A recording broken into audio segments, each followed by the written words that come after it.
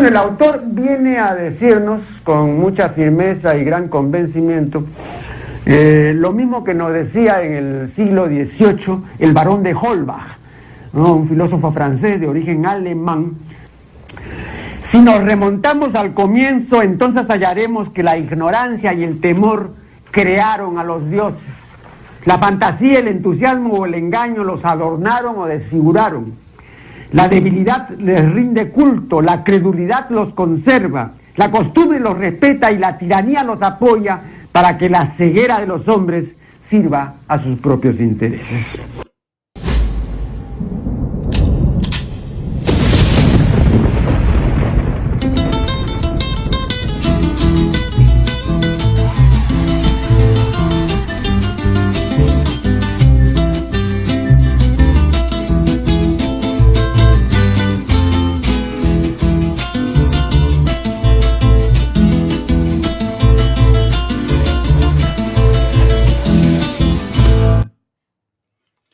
Shalom Israel is your brother Emmanuel.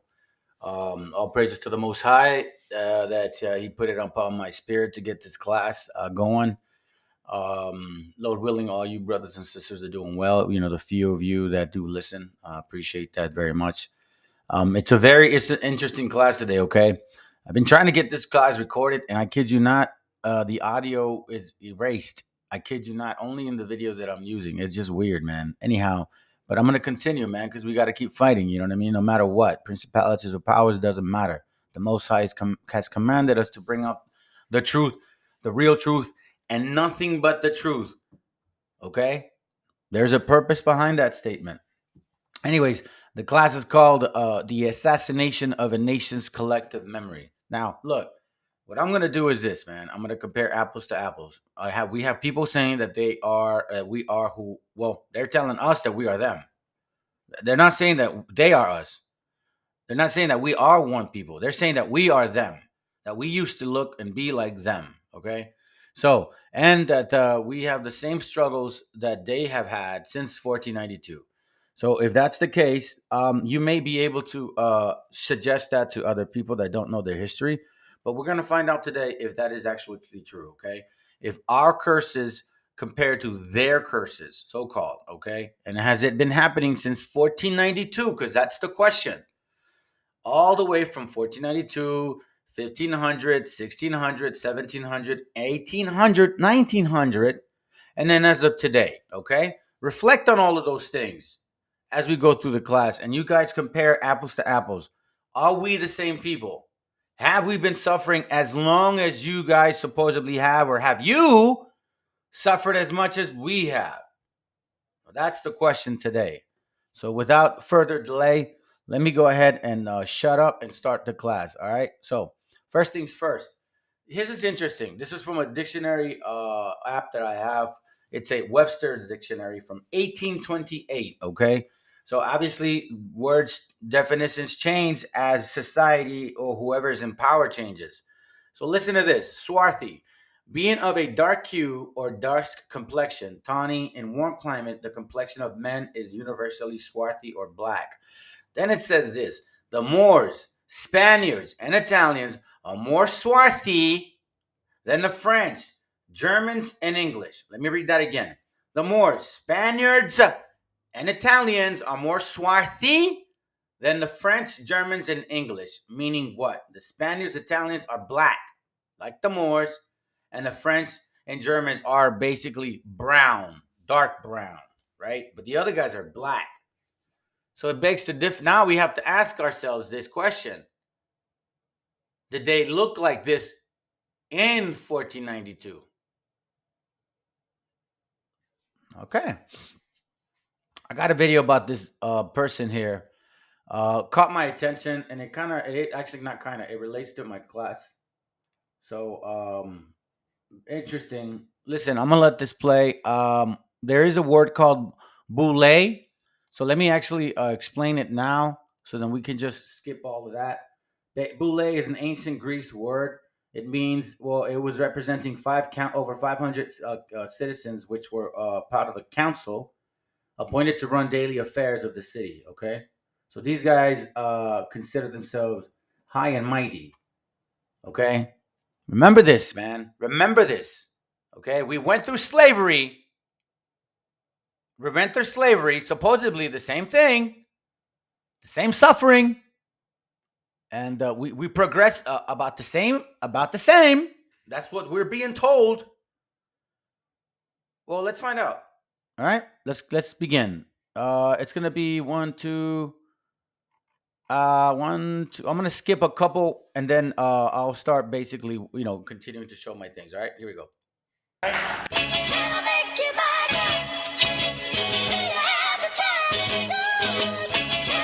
Oh, almost forgot. My bad, man. My bad. Oh, almost forgot. All right, Bible Chronicles. Okay, disclaimer. Content copyright. Disclaimer. This content does not belong. Excuse me. Let me move that up. No. It's not what I want. Stupid computer. Hold on a second, guys. This is acting funny. If it ain't one thing, it's another. Anyways, this content does not belong to Bible Chronicles, nor does Bible Chronicles claim this intellectual property. The content provided today has and always will belong to the content owner. Bible Chronicles does not have any affiliation with the owner of this property. As mentioned, Bible Chronicles does not intend to make use of any material for the purpose of to harvest any financial gain. However, due under Title 17 of United States copyright law, states material in use can only be done when it's for theological, scholastic, misspelled, and general educational purposes. And thus, Bible Chronicles believes that this principal material falls under fair use, which honors protection under Section 107 of the same U.S. copyright law. Okay, here we go.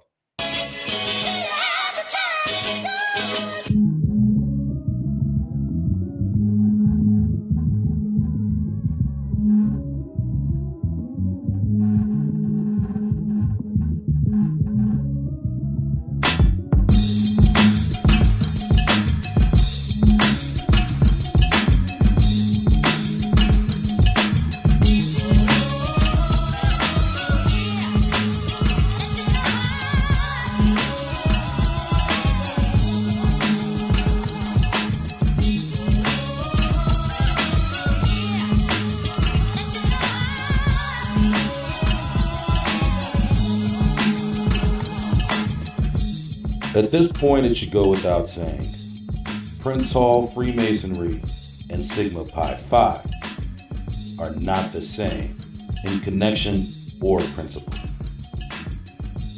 Firstly, Boule members are almost always college educated, a prerequisite not required to be a member of Prince Hall. These educated Boule members are most likely graduates or postgraduates who are recognized as men who have outclassed their peers as professionals within a certain branch of expertise. College education is not a requirement for membership into Prince Hall or any other branches of Freemasonry for that matter, whose tenets are most essentially being male, having belief in a supreme being, as well as the ability to handle financial obligations of the society. And that's what I mean, okay? So pay attention to that too. Excuse me, sorry. I had ice in my mouth. Pay attention to that. The statements that are being made. Okay. Remember, we're doing a comparable. We're gonna go back to 1492 all the way up until now. I'm not really gonna touch too much on up until now. I will mention a few things, but because I want to get through this class. So, anyways, here we go.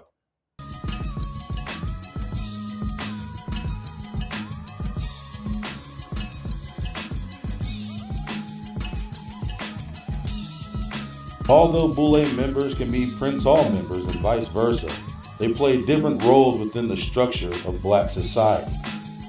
All right, so let me go ahead and fast forward this real quick, so you guys have an idea of what they're saying so far. Here's a little more of who these people are, and again, I'm saying this and I'm sharing this because again, these guys are apparently representing the so-called Black people. Okay, you'll see. All right. I know that the Boule is typically a closed social group that I would characterize maybe somewhat secretive. How do they react to you exposing them, discussing their being and their principles in your book? Okay, Sigma Pi Phi Boule, which was founded at the turn of the century, was founded as a secret organization. It actually Turn of the opened up century once is it at the became end once of it started. 1800 The into Boule 1900. Foundation in the late 70s and early 80s is no longer a secret organization. I should give a little bit of background about the group. It's a black men's fraternity that is. It's not a college fraternity. It's different from your fraternity and the other fraternities we were talking about. But it's a fraternity that is joined, that adult men join as once they are out in the real world as professionals or whatever they're doing. And it happens to have, I don't know, my guess is it's probably the largest percentage of black mayors, black politicians, and professionals.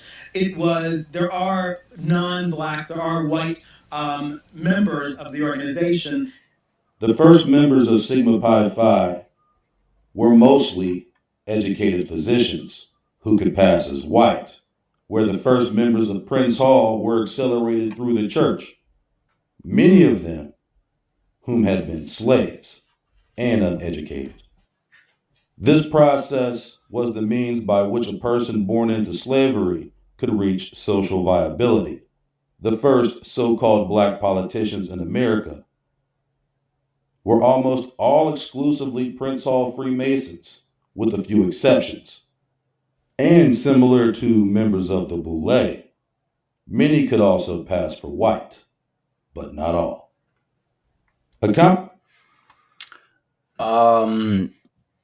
Just remember what he says. Many could pass for white, but not all. And pay attention to their faces. Look at this. Okay? All right. We're doing a comparable, man. We're doing a comparable. These men seem to be in position of prestige, and that they're rubbing arms with the so-called white man. These guys, I don't think these guys are black. I think they look more like like the Jewish people. That's what it seems like. And based on my, we'll see in some books. You guys compare the comparable, okay? Common characteristic for the first illustrious so called African Americans to rise into prominence was a melanin deficient parent, in most cases, a father. This outcome was mostly a result of Virginia colonial slave statute Partus Sequitur Ventrum. Partus sequitur ventrum. Let's look it up. Just the definition itself, and I'm gonna go to Wikipedia. Obviously, where there's not always a source to go to, but just in general, people that are typically looking for info, they're gonna go here. All right. So listen, it means was a legal doctrine passed in colonial Virginia in 1662. Remember, we're keeping track of the years, okay? And other English crown colonies. So around this time, the English, meaning the English king at that time, was ruling and he was passing these laws, Partus Sequitur Ventrum. And if you just look at general info, that's all we knew, right? Well, let's see if that's true. I got something to show you guys. I'm gonna put it right next to each. Oh no, I didn't mean to do that. I'm gonna put it right next to each other so we can see the comparable. Watch what he says. This is what caught my attention. Obviously, this guy knows. Hold on. I don't know what. My bad. My apologies, guys. I don't know why I did that. Go back. Born Partus Sequitur Ventrum. Okay. So here we see a picture of people being sold. They don't look like they're being sold. They have look. You can see the commonality between them. Uh, Look, he's even bending down to speak to her. There's no need for that when you got power. You don't have to bend down. You talk down to them. But this woman is being sold, and she looks like who? Yeah, our hermanas, our mothers. Yep. And who's this guy right here? Don't miss. He's black, right? And he's selling her. I mean, that's what I see. I don't know what you guys see. These are all white men, supposedly. But then you look further in, and And they're not bright white, you know. Look at her skin and look at their skin. That has to trigger you guys with the thought, man. Why is her skin almost the same as theirs? And then look at these women. Why is that erased? But these are shown. They're not showing these guys. Anyways, watch what he says. That which is brought forth follows the womb, meaning the legal status of a child born of an enslaved Indian woman will always remain enslaved. This law gave planters and free white men in general carte blanche authority to impregnate captured women without having to so much as even claim responsibility for their mixed race children. Just as common, these children were sold on the mulatto maid market as house niggas for an added sticker price as compared to their darker skinned counterparts. So just to let y'all know that that term was first placed upon our people. Okay, and that's confirmed. So it's an unfortunate term, you know what I'm saying? But it unfortunately belonged to us. Okay. So, anyways, let's continue. It unfortunately belonged to us first. In this aspect, Virginia colonial law was totally contradictory to English common law, which states that a child's status follows the father. Of course, this law extending from the earlier Virginia codes was designed this way to assure legalized rape of indigenous women without consequence and naturally the perpetuation of slavery through a duplicitous modification of English common law. If you listen to him, what he's standing on a ground that it was the white man that did it. Okay, we'll see. It was only the white man, and then there's these black children. They were not our people, but then he mentions that the only people that were being sold as slaves, in a sense, where you can actually rape them, and then through the slave owner's children, it's not hers necessarily. If you believe in the Bible, then they go into slavery. So they were enslaving their own children. Children born of a white mother and black father were considered free. Remember that children born of a white mother and a white father were considered free in this particular year of 1600. Remember, he's mentioning the topic of partis sequitur ventrum. Okay, just remember that. So in this time, if you're black and you had a child with a white woman, that black child was not a slave. We were told the other way. This is coming from a so-called educated black man who is, I'm assuming, he's part of this masonry. I'm assuming. I don't know, man. But again, this is his material. I don't claim it. YouTube, that's him. I don't profit from this, so please don't block me. But anyways, I appreciate the information, though. I really do. It helps us out to know who you guys are. And were counted among free people of color. So then at that point, it says we're counted upon free people of color, meaning that this was happening often, right? In order for them free people of color to be free, there would have to have been through a mother that was white, correct? That's my understanding. White men were freely allowed to abandon or kill their children without recourse. Again, that's an opinion because there's no facts to say that.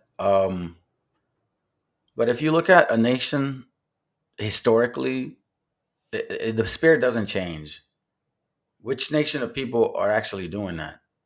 You got to ask yourself. You know what I'm saying? We can't be naive, and we cannot be emotional, sensitive, or even so-called empathetic. I'm tired of that because all I ever see is our gente being stepped on. That's like that song from Kid Frost. It says, "Hey, I'm getting tired of these vatos getting over la raza." That's deep in my spirit, man.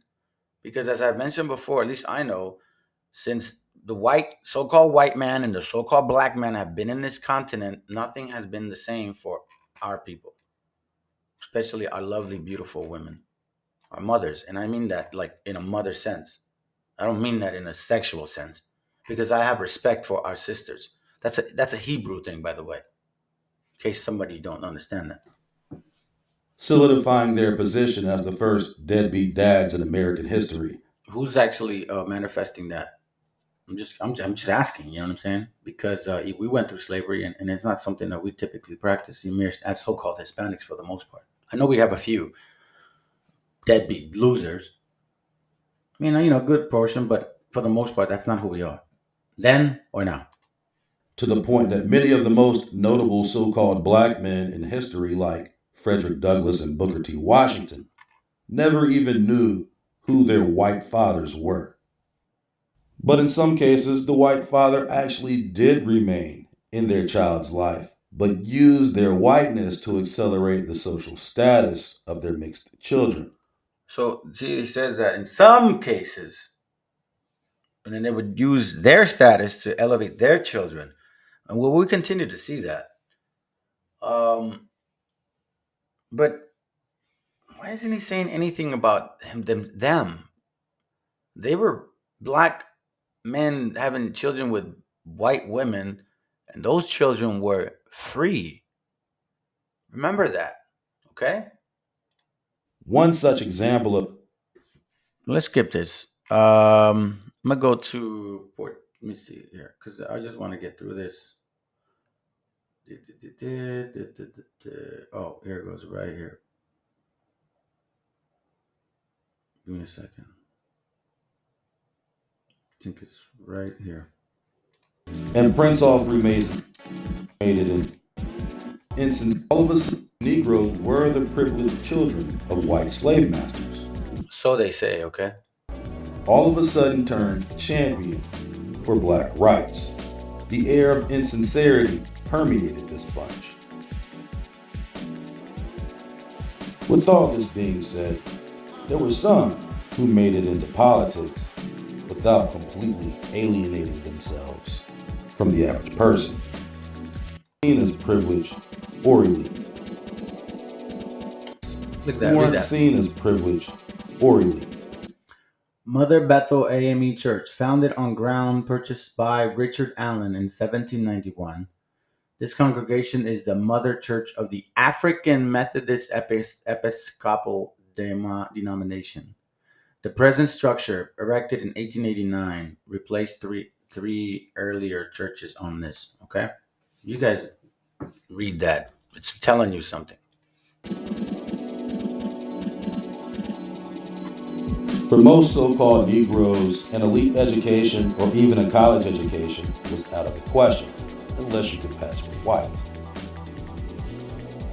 And this complexional complication coupled with education represented the foundational differences between a Prince Hall Mason and a Boule during the early 20th century. The Prince Hall faction, along with their Baptist and Methodist leadership within the church, recruited more of the common man into their ranks. This is a very old picture. Okay, look at how they dressed. That has to be in the 1600s, 1700s. Few and far between men who ascended into politics were more the exception than the rule.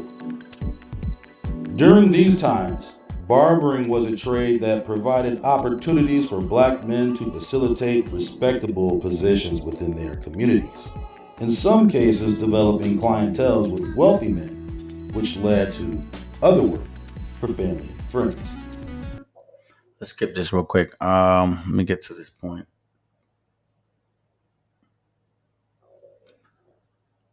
1854. There's some stuff I'd like to show you, but nah, I kind of want to get through this. Listen, guys. Remember, we're doing a comparable. Okay, we're doing a comparable to see if our struggles have been very similar, because they say that we're tied to the hip because the tribe chart said so. Okay, let's find out.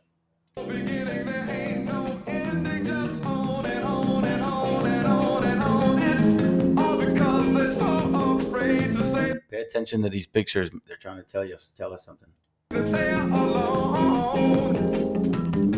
Until I hear a rising on his saxophone.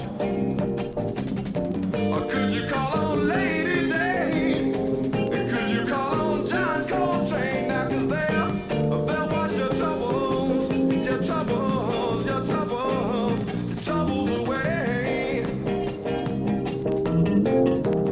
Remember this picture. Look at the fur. That's buffalo fur. These guys are buffalo. They were buffalo soldiers between 1870 and 1876. That's around the time where the Buffalo Massacre happened. Those are facts. I'm not saying anything. I'm just comparing the timeline.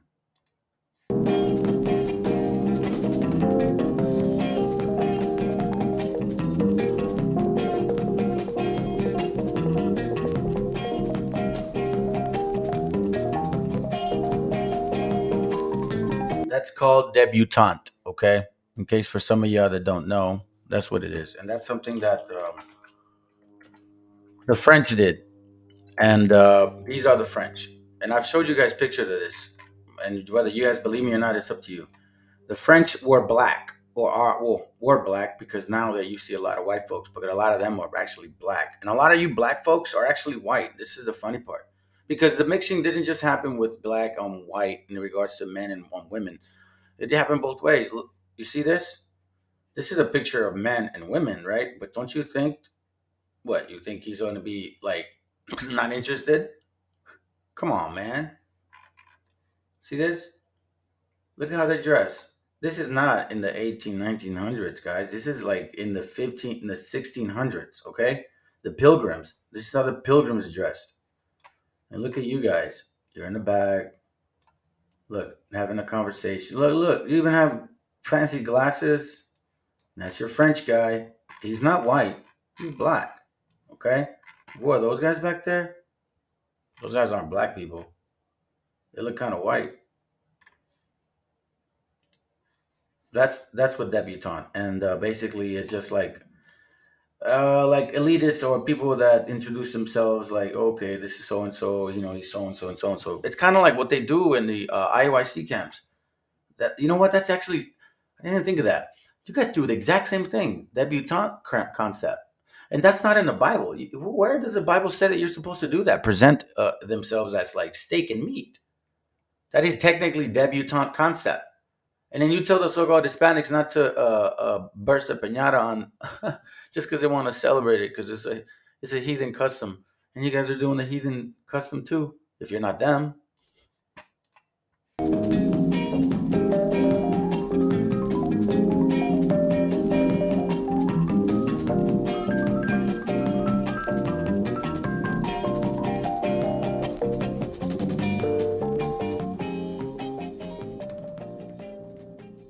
As mentioned earlier, the forced migration of slaves in the Upper South is a tale untold. now this is what they say, okay? But if you look at timeline, it begs to differ. He says that. Oh, By the no actually, slavery and I'm forced trying to like migration, fast forward it. So he says these people were pushed forward in slavery and this and that, right? Why are these guys painted white, anyways? I'm just curious. Remember they said First Maccabees 3:48. The heathen changed the image. Why are you guys taking off this color? Why not leave it? I don't know. Listen, I don't know how old this picture is, to be quite frank. I just find it awkward. Okay. So, anyways, this guy's saying that this was slavery and forced migration in the antebellum South. South antebellum. Uh, Here, let me do this just so you guys can find out. Antebellum period. So antebellum basically means like it says before the war, okay? Refers to the years of the war, development, blah blah blah blah. There was a lot of this going on, supposedly with blacks, right, being enslaved. But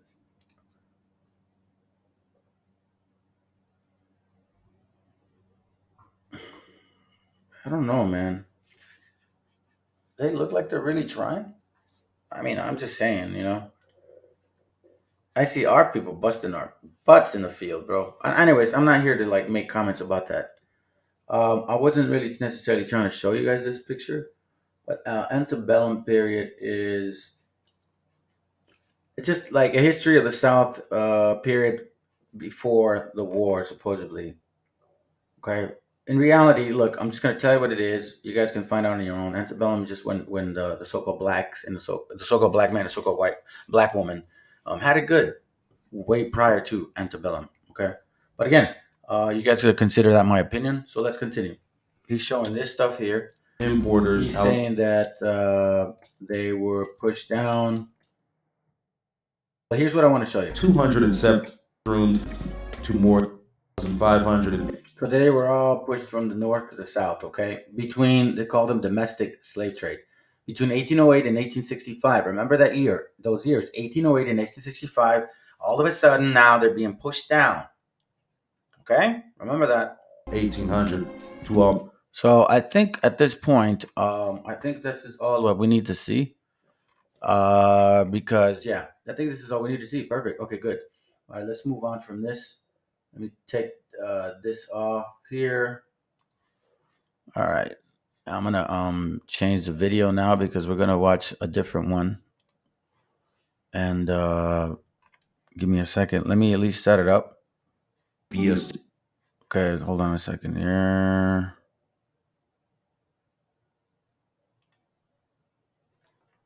Give me a second, guys. All right. Person, and I want to do this. This is. Nah, you know what? Nah, I'll show it later. Okay, so anyways, um, here's what they're saying. Okay,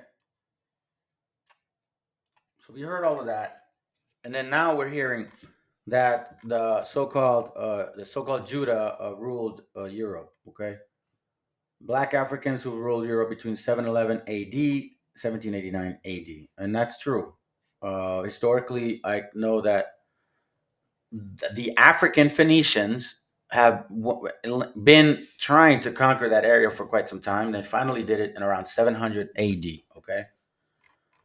All right. So now let's pay attention that these guys are 480 circa Germany. Remember, they said that the Germans and the French are swarthy, and then the Spanish and Italians are more swarthy, meaning more black.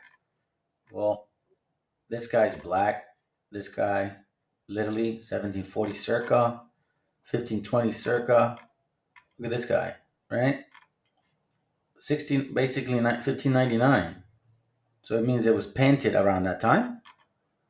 1524, 1589, 1500. Look, check this out. This guy. This is why I was curious about that law. Remember that law that talked about partus? What is it called? Partus sequetum. Partus sequetum ventrum. It was in 1662. Colonial, right? British owned these lands, and they passed that law. Well, look at this. This guy is an actual king of England. He was a prince of England, son of King James. He was a king of England, English, Scottish, and Irish. So his father, who was alive at that time in the 1600s, was the one that had to pass that law.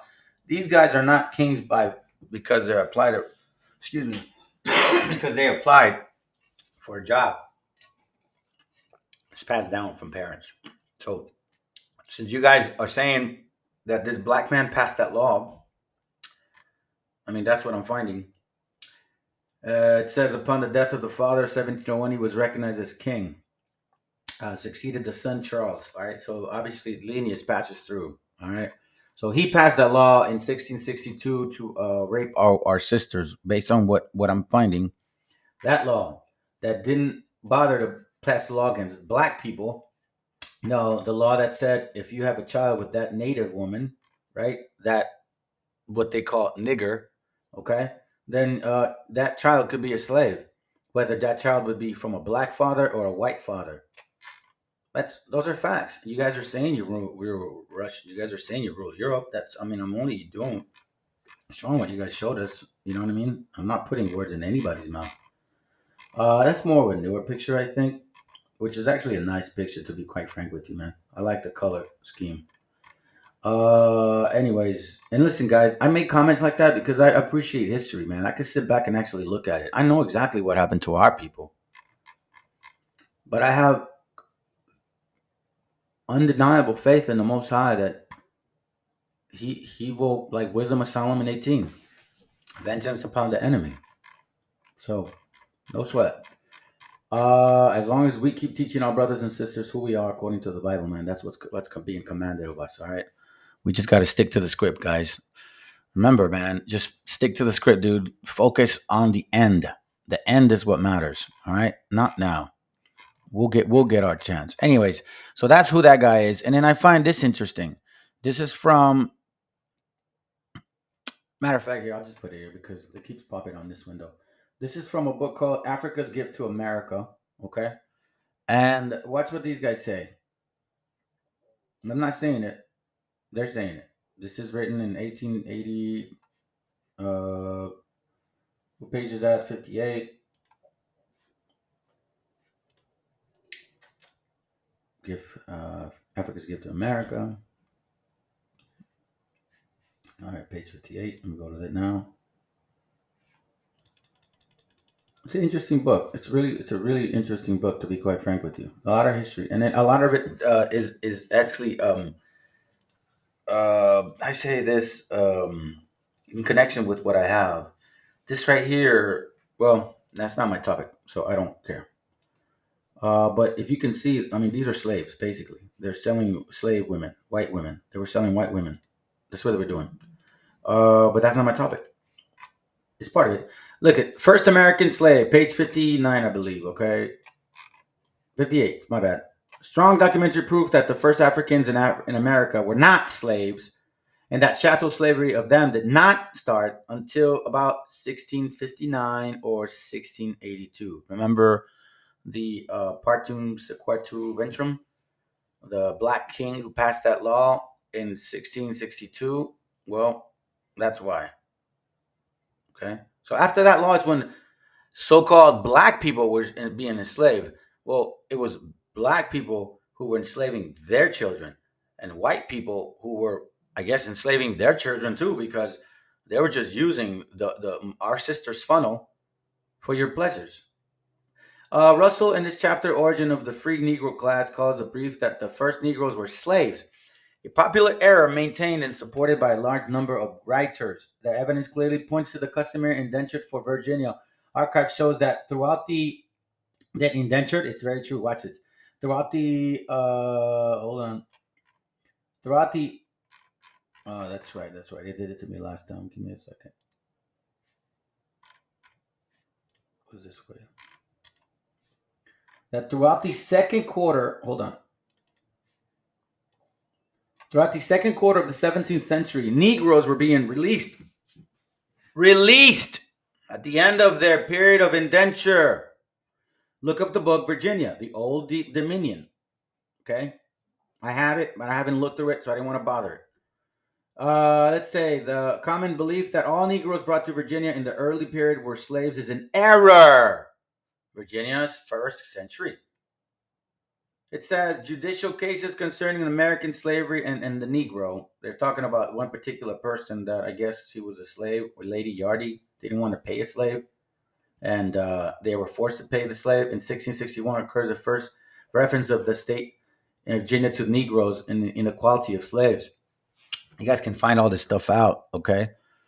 Uh, Watch this real quick. I wasn't able to download it on my page for whatever reason. It was giving me a hard time, but I have it on my Facebook account, and I'm gonna show you guys what I have. Okay, let's see. I think this is it.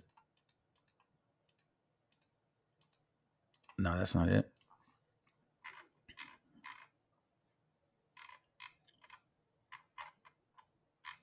Oh, I think it is. My bad. This is from a book called This is from a book called "Let the Blood That the Blood Stay Pure."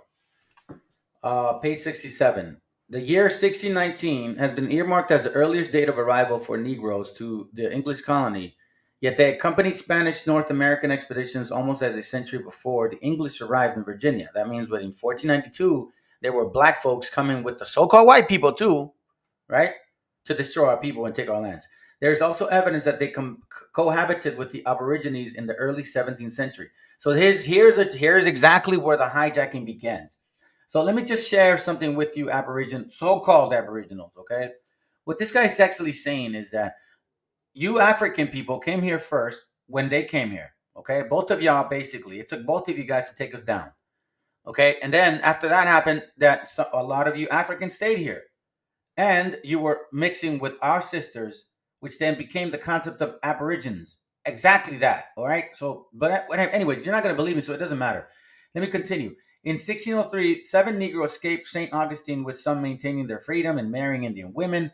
Franciscans found Negroes. Now, these Franciscans, what? They weren't white, because watch what he says. Franciscans found Negroes, meaning the Africans, and Indians, our sisters, or maybe some of our men, cohabiting together in Florida, and repeatedly admonished the Aborigines that it was unclean thing to keep Negro mistresses, meaning what? That the Africans shouldn't be mixing with the natives because it was unclean. They looked at us like pigs, like swine. That's exactly what the statement is. I don't know what other interpretation you want me to give you. This is from a book that they meaning the other camps. Actually, no, the one camp, which is IOIC, loves to bring this book out, man. And I find it so interesting because they love to bring this book out, but they don't show you guys everything of this book. Watch. They only read this part. This is from the a treatise on physical geography. They love to hide it. This is the funny part. They like to hide books, but you know what, guys? Whether you show it or not, the price goes up or down. And you want to know why I know this? Because I buy books. I collect books. I buy them. Okay, I buy them, and I've been lucky and fortunate to buy some books at like $100 that are cost like 1,000 now. All right. So don't tell me that, all of a sudden you shared it, and no, nobody ever shared the book I got, and that thing's costing expensive. So don't believe the hype, man. All they want to do is make it seem like, they're so secretive. Watch this. The Jews are people who ever, according to, they read this and like, look, they're black, brother. They're black, brother. But yeah, the page before, watch what the page before says. The rapidity with which the color changes is seen in the English colonies of North America. It is not 250 years since the very first colonists arrived in Britain, and much shorter time since the ancestors of most of the present New Englanders across the ocean. And yet they have lost the clear complexion of their kindred beyond the waters and acquired much of the hue of the southern French and northern Spaniards. Remember this.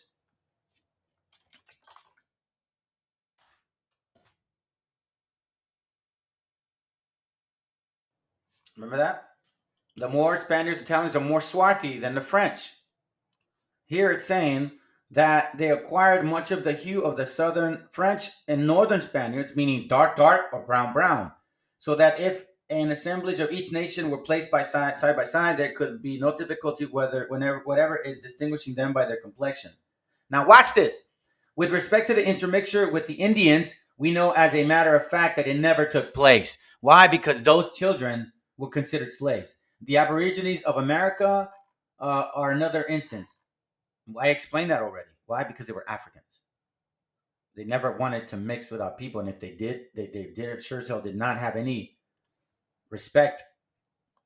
I'm just reading to you guys what I'm finding. Now, if I make statements, I have the right to make the statement because obviously I study this, so I have a little more knowledge to sit back on what I mean. It says here, Judaic scholar Paul Wessler, however, maintains that the majority of the Sephardic Jews was of North African Berber origin and converted to Judaism sometime before 711 CE.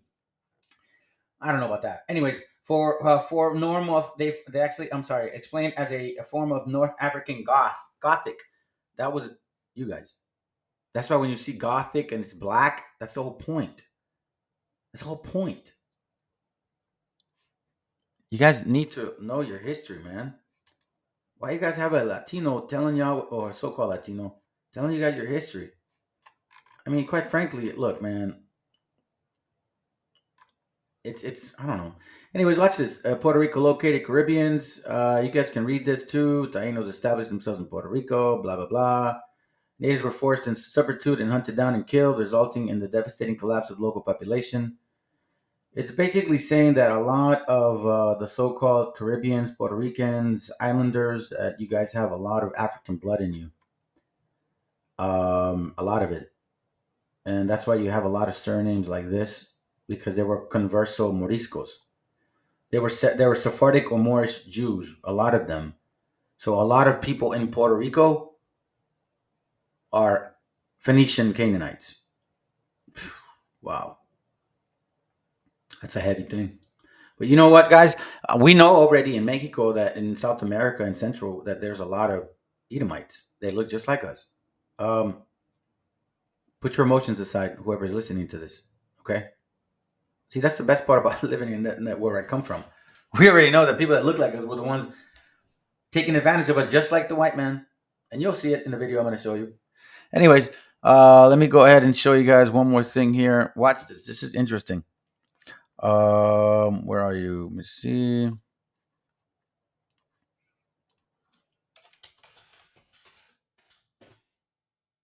Show you guys this.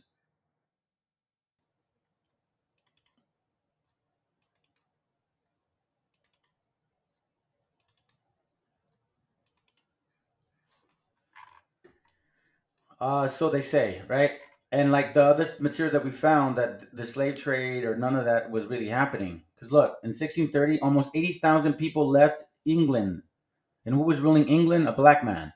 Left England, Chesapeake, and New England, and the Caribbeans, most of them indentured servants. This is from, again, White Cargo. You guys can get the book. 1,200 newcomers. Those guys died because they couldn't handle it. Our people killed them, and also there's a story behind it. These guys didn't want to. They didn't know how to field or anything, and apparently they were just too lazy and expected our people to feed them. Our people said, "Hell no." They left them to be. These guys ended up eating each other. Um, they weren't white, and if they were, they weren't only white. Let's see. Chapter 7 is what he's talking about. But look at this. Watch this. There were several people, new plantations, indentured servitude, British colonialism. Look, watch this. Were people, both men and women, who had been forcibly transported, which is because they wanted to get rid of their dirty, like, criminals, and free willers who had voluntarily mortgaged their freedom, right? Basically, 200 men, women, and children from the British Isles would have been transplanted to British America. The vast majority of these British colonies would be indentured servants. Black people, indentured servants. Okay? Unless you want to say they're white people, but then that goes against your doctrine, One West. So you're going to have to swallow this pill. The second episode occurred within a year. Large group of indentured servants from, well, you can see it. And then these guys were Puritans. Oh, man. The Puritans were the ones that gave our native brothers and sisters the turkey. So was it white people then? Yeah, the rabbit hole gets deeper. 1634, total number of servant ships from Britain, 790 males. Total was this. English convicts arrived in 1642. We see that. Worked on the new sugar crops. So basically, a lot of these convicts were also convicted, right? Like here, if you commit a crime, they go and they send you to some jails where you're actually doing this. So some of these black people were convicts and they were serving their time. So if you see those guys being like treated like crap, well, they're convicts. Don't they do that now here? Let's see what else. Okay, I think you guys get the point. You know what I'm saying? Let me see. I don't want to close this and make a mistake. So now let me show you guys this real quick. I thought I had the book, but let me see. Let me see the.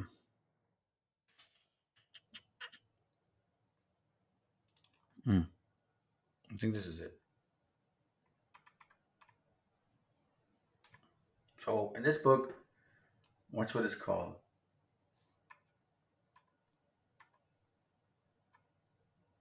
Free Negro Owners of Slaves. in 1830. Okay. So it's showing you guys that black people did have slaves, and it was recorded even up to 1830. From 1650 to 1850 is when there was a lot of slavery going on. And as you know, that from what we see, the partus equitum was more applicable towards our sisters. And the black people were mostly indentured servants because their family members were the ones helping them out. There's something called right start, I think, head right, something like that. You have a, let's say you have you want to purchase land, and I have a family member, and I'm here, and you're over there in Europe. I would then say he wants to come here as an indentured servant. So what I'm going to do is I'm going to use that bill as a consideration. That's a word that they use in Black's law. I'm going to use that bill as a consideration to purchase this land. He is like, in a sense, his down payment because that indentured servant is going to work that land or help him work that land, right? And he gets an acre. So for every indentured servant, you get like an acreage. It's a head right program, something like that. Anyways, you see this here? All these names are not white people. And by the way, these last names that so-called white people said, so-called black people said that they went through slavery, that's a lie. They already had these last names. And this is facts. Look, all these guys, the slaves, they're not black. And if they are, it's their children. I know, that's the sad part. A lot of them are our people, but a lot of them are their children. You know what I'm saying? Because if they trap our people, they enslave them. If they trap our women, they enslave them and force upon them, and through them, they basically have children, and they look at our children or their children as litter. Now, you so-called well, you Indian people, you black folks, you're Phoenician blacks that think that you're natives and all that crap, and like, oh yeah, look at me, I got feathers. Well, listen, dummies. No Latino and no Native will ever turn their back on their child, even if it was from another nation. That is something that I know for a fact we don't do. Any Hispanic or Latino will attest to that. I have a daughter. She's 19. It would hurt me so much to even think that I would do that. Don't you think that would be a test in my faith? Of course it would. But that's not something that we do. Okay? That's a fact. So if these sisters get raped by you and they take this child, black child, with them, they teach them their ways because your ways didn't work. And so that's why you guys have feathers and you have customs and you look black. Know your history. Why does a Hispanic have to tell you guys? I thought you guys make fun of Northern Kingdom all the time. Hey, Northern Kingdom, you guys better Judah's getting tired of helping you guys out. Okay, well listen, I'm not getting tired of it, by the way. I'll never get tired. I'm just gonna show you all the truth. Negroes, meaning black people, right? Own slaves too. Blacks own slaves too. Blacks and whites own slaves too. Not just white people. Look, y'all own slaves all over. So what I wonder is why does this guy say this? That the blacks who were colonized and enslaved are indeed the 12 tribes of Israel, according to the biblical text. There's the 12 tribes are indeed blacks who were colonized, and enslaved are indeed the 12 tribes of Israel, according to the biblical text. There's no biblical text that can prove the Jews in the Bible were Caucasians or are Caucasian. And no, at least well, when we stand, we don't believe that either. There's no biblical text that says or proves Jesus Christ is a Caucasian or white man. Mm-hmm. All the biblical texts prove that Christ is black, Moses was black, the Apostle Paul was black, and the 12 tribes of Israel are black. And the 12 tribes of Israel are black. And the 12 tribes of Israel are black. And the 12 tribes of Israel are black. So he says that the people that were enslaved were the 12 tribes of Israel, and he says that they're black. Okay, that's what he says. All right, we're gonna look at this real quick. This is from let's see if I have it here. Give me a second, guys. Mhm. I'm trying to find history.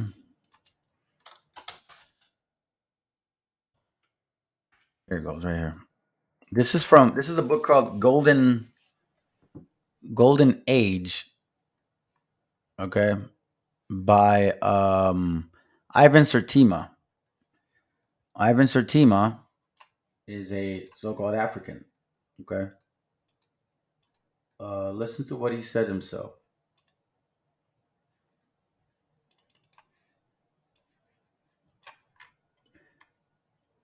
It says here, for all Negroes are black Moors, page 331, I believe. For all Negroes are black Moors, for all the Negroes or black Moors are descendants of Cush, the son of Ham, who was the son of Noah. But whatever difference there is between the Negroes and the Tawny Moors, it is a fact that they are all of the same ancestry. This Leo Africanus is a black man. Okay, so there's two things I want to mention. First of all, he was actually born in Grenada. Okay, so he was there when he makes this comment. And the whole thing about some African white man name in Africa, that's a lie. He was an Afriki. So I can't even remember his name.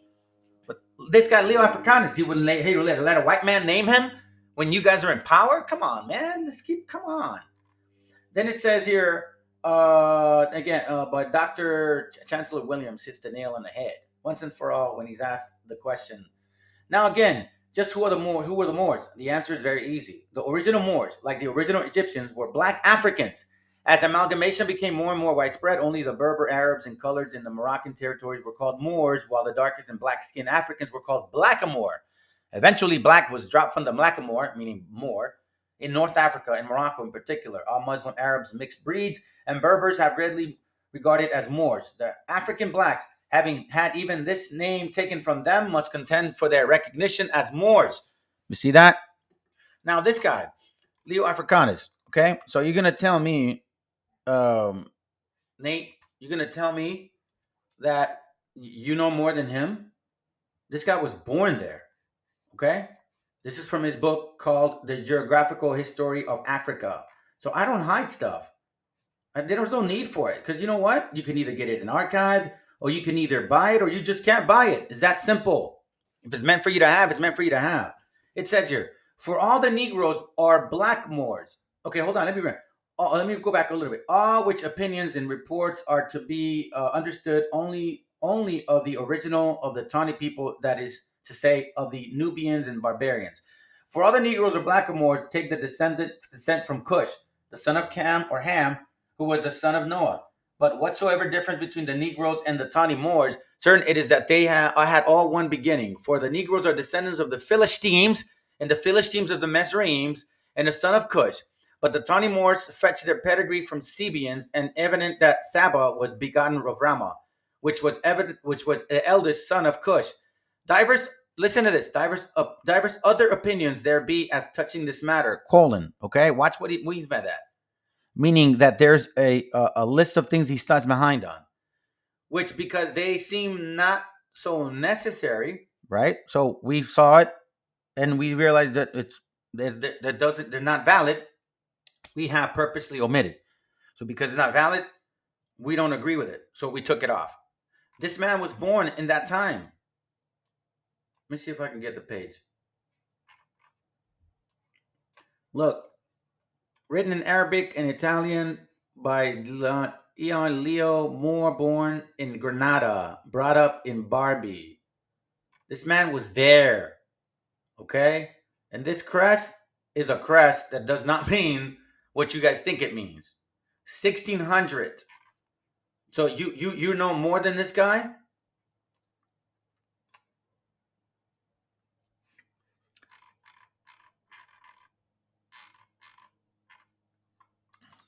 Watch this here real quick.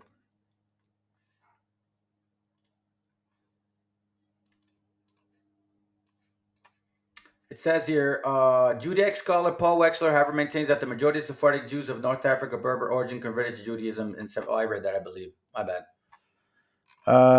Let's see. Okay, now another thing. I'm gonna show you guys this too. They're saying that we suffer together and we're the same people. Look, I'm gonna brush through this real quick. This guy here, Louis Wetzel. You guys got to get this book, right? It's called The Great West, containing narratives of the most important, interesting events. So this guy, Louis Wetzel, among the earliest times, he was, let's see, Louis Wetzel perhaps was the most indefatigable, I can't read that, indefatigable Indian hunter of the frontier.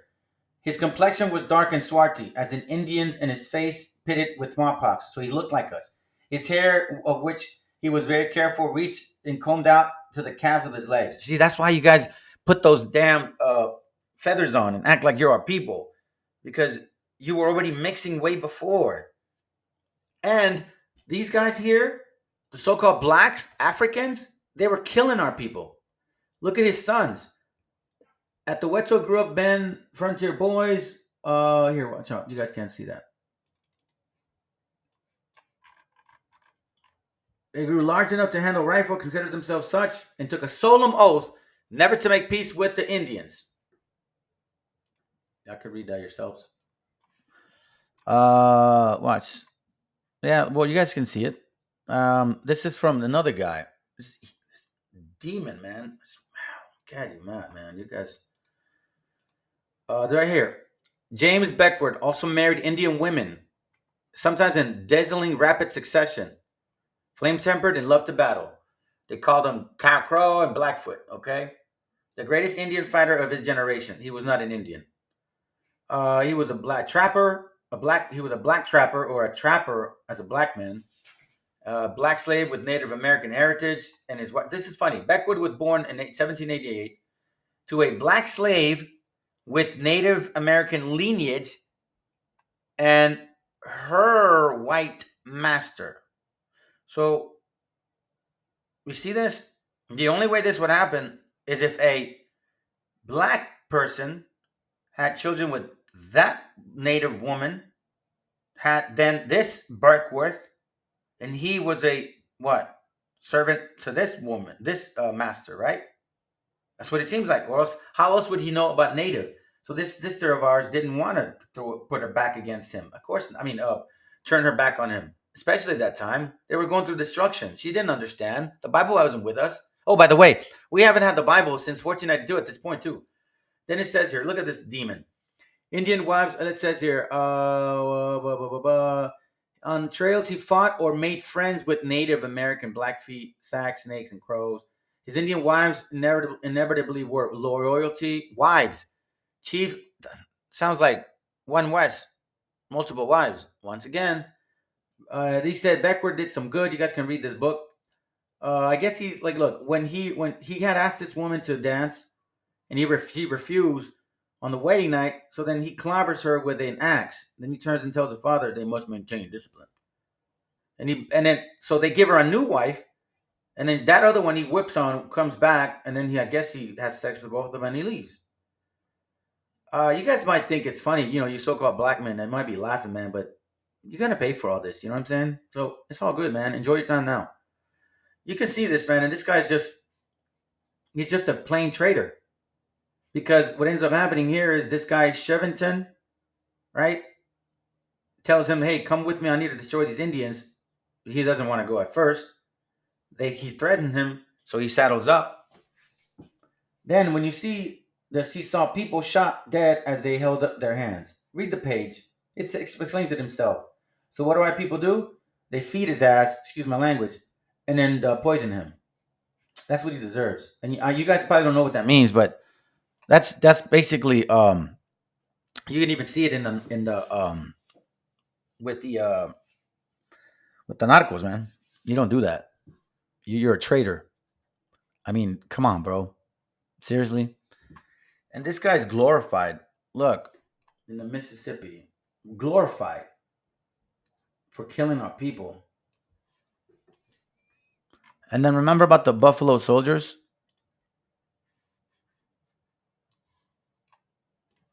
What a coincidence. Between 1870 and 1876, they were here. And then the slaughter of the buffalo is around that time. Yeah, they show pictures of this white kid. Look at that. The Buffalo Massacre. And remember this here? They're very proud of it, man. Proud legacy of the Buffalo Soldiers. Why they call them Buffalo Soldiers? There's no need to call somebody a Buffalo Soldier. Why? Wouldn't you be calling them a Indian soldier or Indian fighter?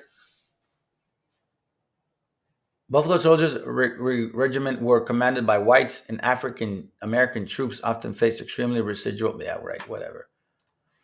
Let me see, man. Maybe it's time to bring some scriptures. Yeah, let me read something. By the way, I have this Bible called Scriptures. The Institute for Scripture Search is who's publishing it, and I want to read it this time or today. So if you guys don't mind, I'm not going to be really showing them. I'll only show the ones that are in the apocrypha on the computer. Okay, so follow me, guys. Deuteronomy chapter 28, verse 43. Okay, and it reads, "The sojourner who is among you rises higher and higher above you, but you come down lower and lower." Okay, verse 44. "He lends to you, but you do not lend to him. He is the head, you are the tail." You hear that? He is the head, you are the tail. Let me read you guys something in Malachi, which I found rather interesting. Give me a second, because this Bible is kind of upside down in a sense, and I don't mean that in a disrespectful manner, because it's just put together different. So it says again, "He is the head, and you are the tail." Malachi 2:3, and it reads, "Therefore, thus say Yahweh, see, against this clan I am planning evil, from which you do not remove your necks nor walk proudly, for this is a time of evil." Okay, this is the time of evil. All right, remember that, guys. So now let's go to Hosea chapter 9 and verse 13 and 14, and it reads, "I have seen Ephraim like Tyre, planted in a pleasant place, but Ephraim shall bring out his children to the killer." Listen, verse 14. "Give them, O Yahweh, give what? Give them a miscarrying womb and dry breasts." Verse 15. "All their evil is in Gilgal, for there I have hated them because of the evil of their deeds. I drive them from my house. No more do I love them, for all their rulers are rebels. Ephraim has been stricken, their root has dried up, they yield no fruit. Even if they bear children, I shall put to death the precious ones of their womb." Okay, so this happened to obviously our children and as well as their children. All right, let me show you guys this real quick. I think I have that. I think I have it. And actually, you know what? I don't. I wasn't able to load it up. Let me see if I could read it from here real quick. Give me a second, guys. This is from that blood let the blood stay pure. Okay, page 70. It reads, "Many American Indians imported to or exported from the colonies were listed as Negroes." Let me read it again. "Many American Indians imported to or exported from colonies were listed as Negroes. Approximately 69 Indians were included among a list of Negroes brought to Virginia from North Carolina from 1710 to 1718." Okay? Then it says, "The number of the studies have shown that many slaves of probable or stated American Indian ancestry imported into this colony from Campeche, Jamaica, Honduras, the Carolinas, and Virginia were listed as Negroes. People of Indian or part Indian ancestry were listed as Negroes well into the colonial and antebellum period. As 1786 runaway slaves advertisement for an East Indian Negro man called Jean, a slave born, demonstrates the broad use term Negro in Virginia. The Negro was not synonymous with African." Okay, that's why you have this term. And you silly Negro doves, yes, I'm calling you that, you African silly Negro doves, and a matter of fact, all of you guys, because quite frankly, you're missing the point. You're completely missing the point.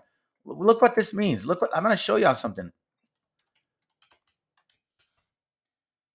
Watch.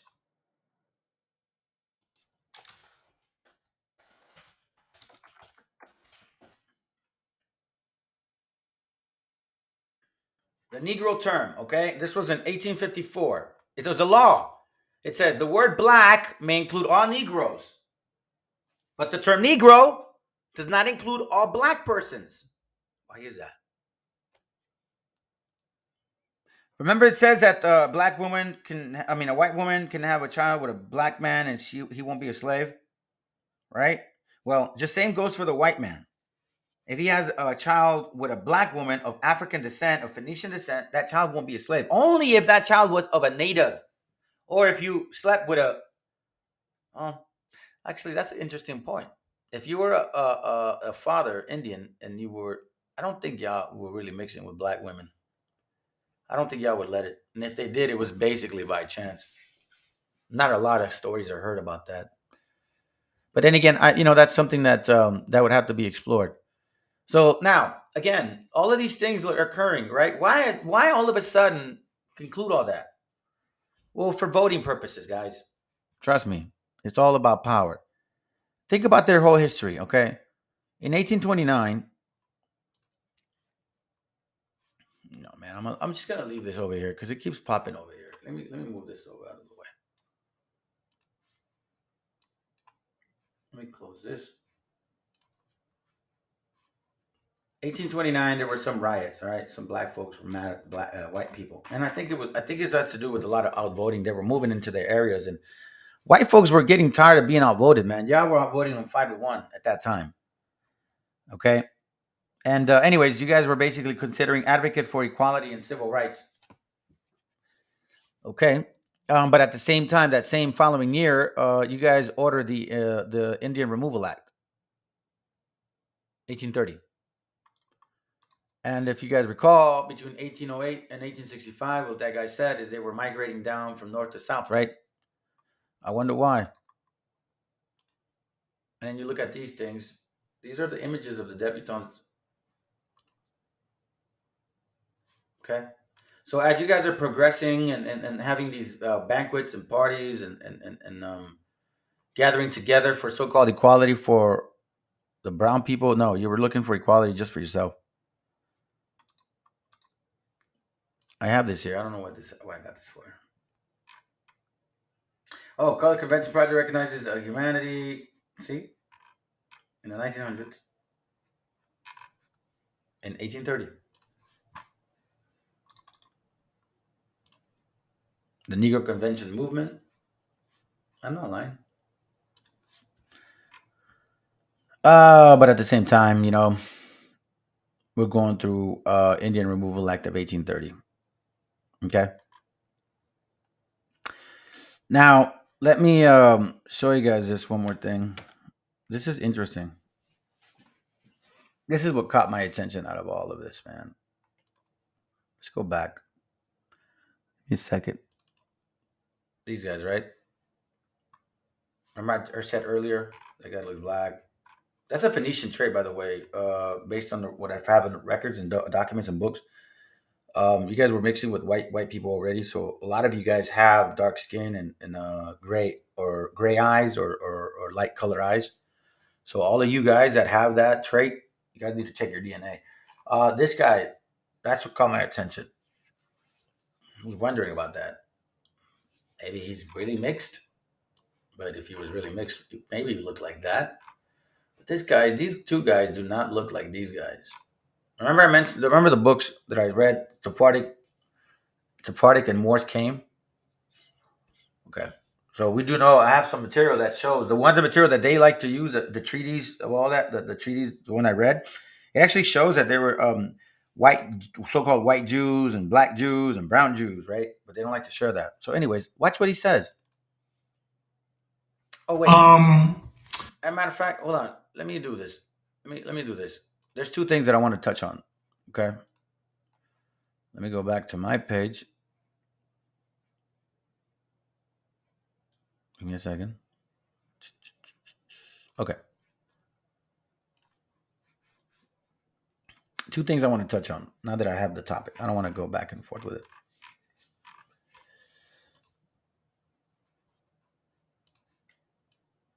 Okay.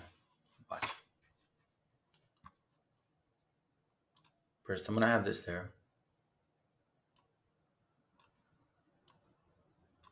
Okay. Now watch this.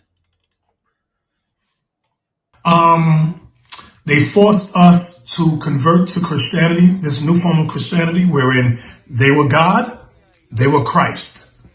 Okay. I'm going to repeat it so we can see, okay? Okay. The angels were white, and that the Jews who had converted, the white man who had converted to being a Jew, they also had to, they were on top of us. This white man that we had used from the Caucasus Mountains to help us in our military, they also turned against us. That looks like the Immaculate Conception. Virgin Mary. Black Madonna with Christ in the middle. This is them. Look at the cross. That's not a white person. The whole Madonna, Virgin Mary. You know, it's funny because you guys always say, "Oh, the Virgen Maria, that's devil worship." But then you show Russian icons and you show these pictures. It's pretty stupid, to be quite frank with you. I don't know any other way to say it. Look, watch this, okay? They forced us to. And again, this is not my content. All right, YouTube is not my content. This is theirs. I'm only using it for educational purposes. Convert to Christianity, this new form of Christianity, wherein they were God, they were Christ. Okay. The angels were white, and that the Jews who had converted, the white man who had converted to being a Jew, they also had to, they were on top of us. So here's my point. All right, so this is my point. Another one. Watch this real quick. Watch what he says, which really caught my attention. This white man that we had used from the Caucasus Mountains to help us in our military, they also turned against us.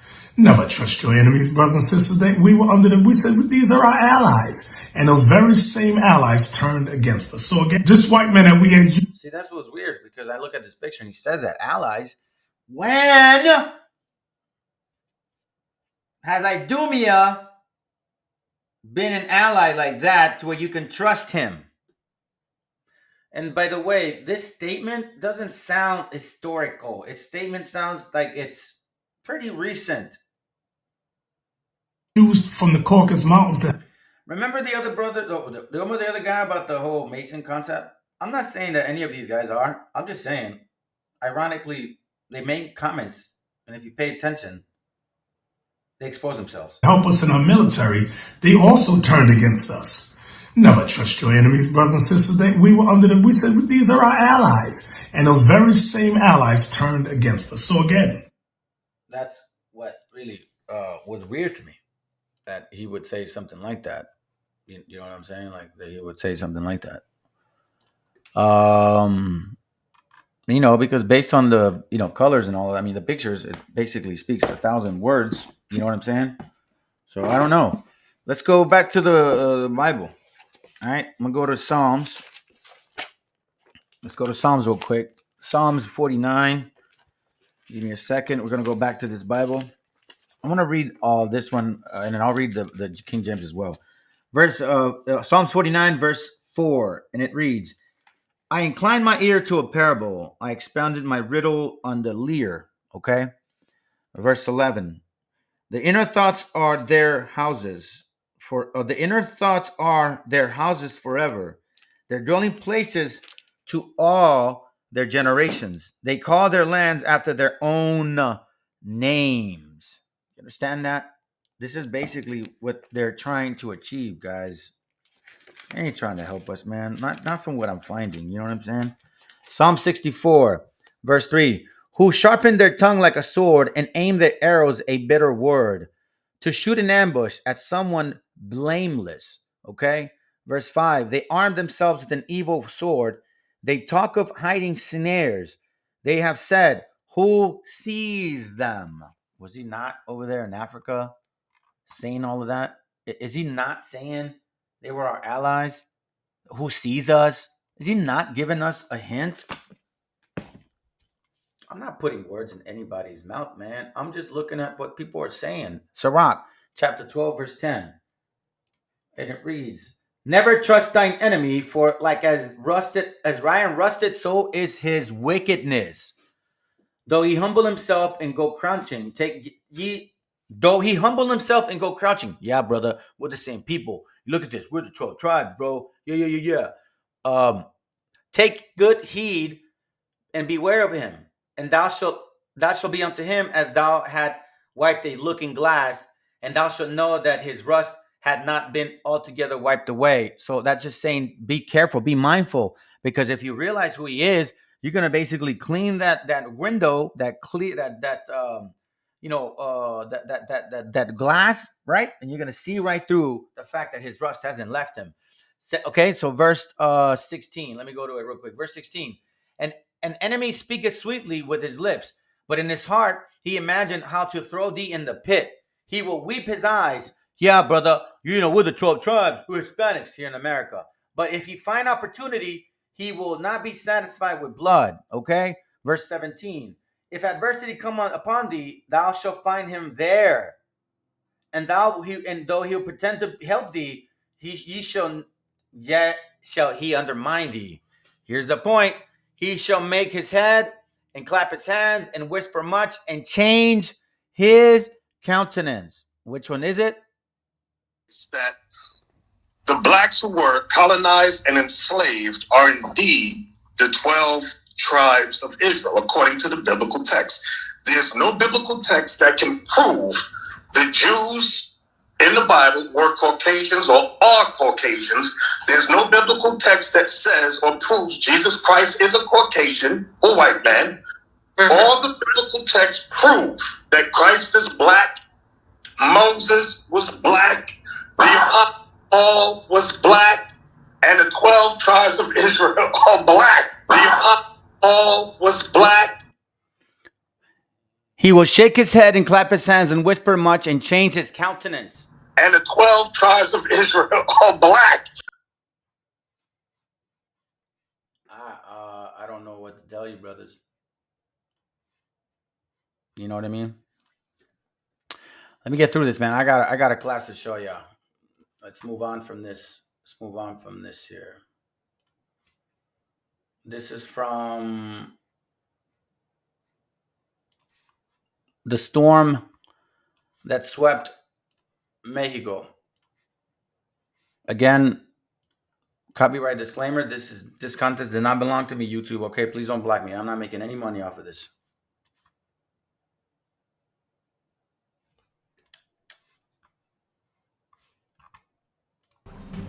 In 1876, My apologies.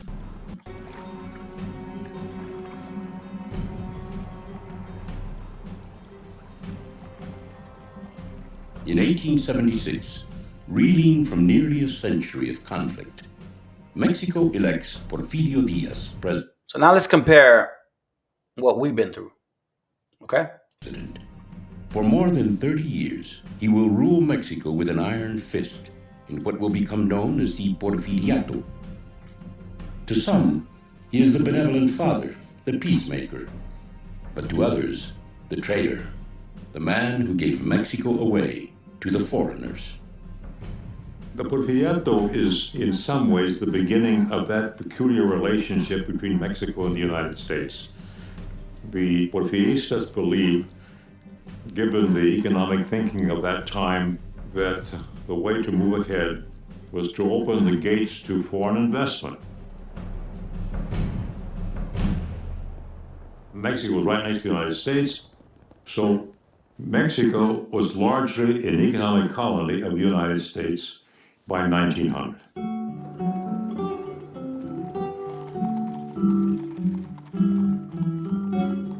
The center of power during the Porfiriato is Mexico City. Here, Diaz surrounds himself by a group of technocrats known as the Científicos. This circle of power controls much of the nation's wealth, with little regard for anyone outside their circle. The Científicos were the people who implemented his economic policies. These were the people who wrote the legislation for the passage of laws. These were the people who put together the contracts between the Mexican government and foreign companies and so on. They were elitist. Some of them were racist. That is, they believed in the notion that the biggest problem that Mexico faced was its backward Indian population. Backward Indian population. Here, I just thought up a scripture. My bad. It wasn't part of it. Deuteronomy chapter 28, verse, I believe it's 36. Watch this.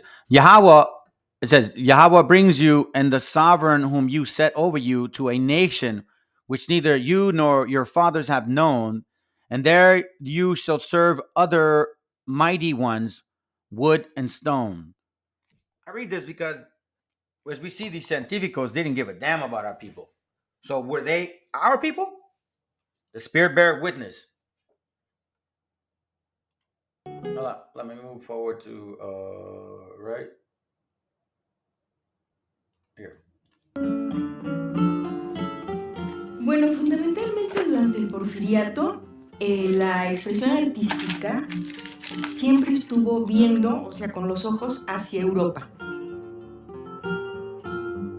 Esto nos hace ver que siempre México, no obstante de ser un país que se ha independizado, que está buscando su identidad, sigue con los ojos puestos siempre en Europa.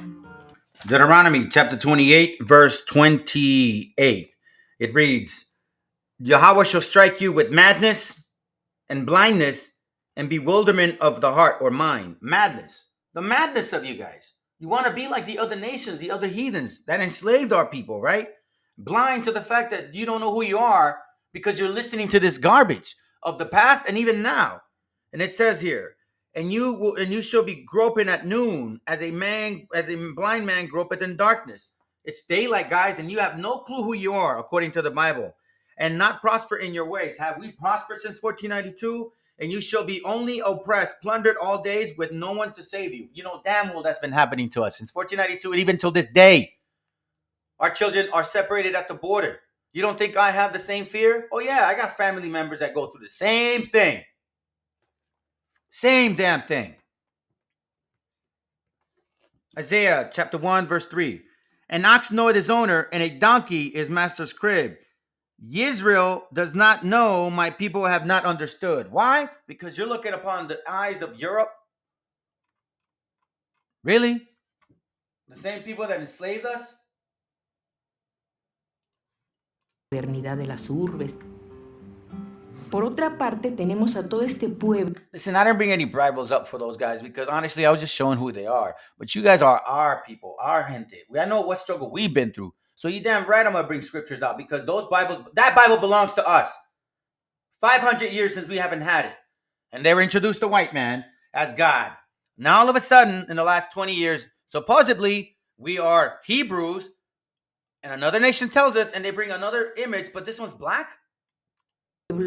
Este pueblo indígena, este pueblo campesino que está marginado, que no se le atiende, en donde se va a encontrar el descontento.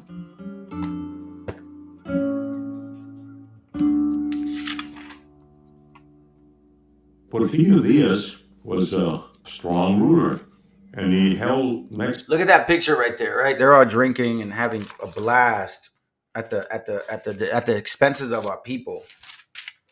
Isaiah 56, verse 9. Again, I don't know if they are our people or not, but I'm going to read it anyways, because if they are, man, may the Lord have mercy on you.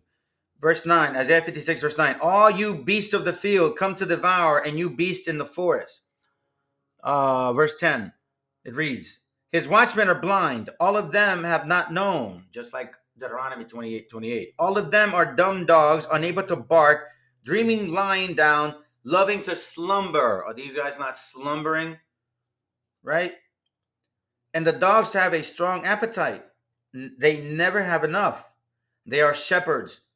They have not known understanding. And they are shepherds, meaning these guys are supposed to be our leaders. And look what they're doing. They have not known understanding. We haven't had the Bible in 500. I mean, even in this time, the Bible was prohibited. All of them look to their own ways, everyone for his own gain, for their own end, saying, Come, let me bring wine and fill ourselves with strong drink. And tomorrow shall be as today, even much greater. Is he not looking upon the much greater land? You see this field? And now they're expanding that way. Drinking, saying, let's go ahead and expand the land. The pleasures of what? A prophet, right? Mexico together with the help of the military of Hacendados and with American backing. An American backing. Who was in power at this time? Yeah, I think I've been proving it. So let's continue. It wasn't just a white man, guys. The unrest was there because of the nature of that economy and the society of that time. Rural Mexico was poor. The hacienda system was a tragedy for Mexico. It was. It was a heavy tragedy for our people. It was. It was the worst thing that could have happened. Because they made it seem as if it was very attractive and just the way to go, and quite frankly, it was not. Okay, let me start it here.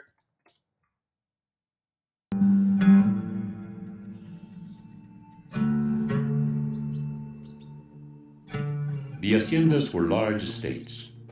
Some originated from Spanish land grants, while others were made up of lands the owners had bought or stolen. They were nearly totally self-sufficient enterprises that up until the Revolution functioned in a semi-feudal system.